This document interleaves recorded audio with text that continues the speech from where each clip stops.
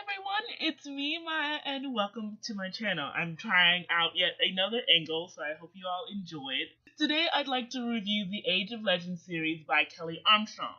I have book 2, Empire of Night, and book 3, Forest of Ruin. Now, if you're looking for a intensely action-packed book that has every other moment being action-packed and something happening, that's not what you can get with this series. This series is definitely a slow burn. And it's definitely what I would call an epic fantasy in that there's this long journey. Every book has a journey in it, and something's always happening, but it's not active.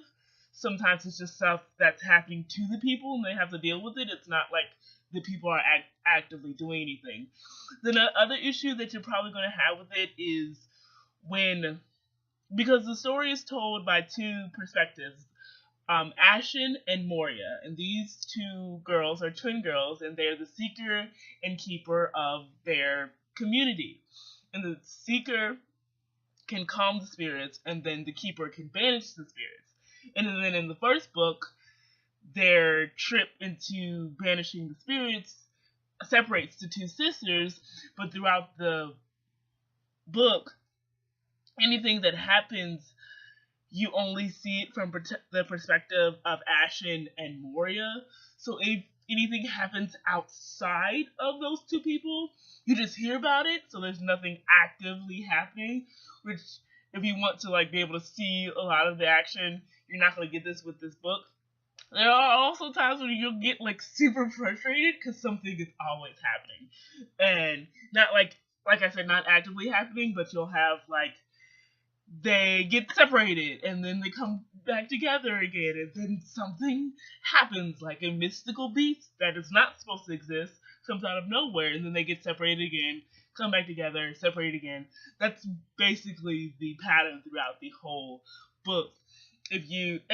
Sometimes they'll come up with a plan only for a complete monkey wrench to be thrown into that plan, and then they have to come up with something else. It took me a while to kind of get into the hang of how Kelley Armstrong was writing the book and what she was giving us, because a lot of the book goes around the same format. We have this journey to go on, something happens that veers us off the course, and now either we have to go back to our original journey or do something else. It was a very enjoyable read. I wanted to read the whole thing because I'm curious as to what was going to happen. I do like the ending. There are some problems with the ending for me, and I think there's also some little problems with the series as a whole, but it was still good. I'm usually not that critical of books unless I just hate them, and then I don't finish them. So the fact that I finished this book and the series and really enjoyed it, it was like I did not want it to end. In the last couple of pages of the last book, which is Forest of Ruin, I'm like, I don't want this to be over. Why is this over? I like how everything was resolved. I think the last couple of pages were kind of unnecessary for me, because the resolution, you kind of see the end of Ashen's story, and then you see the end of Moria's story. But it kind of felt like the end of Moria's story wasn't necessary, because you kind of already could tell how her story was in. With Ashen, you could see, because there were some things with her and her love interest that needed to be resolved.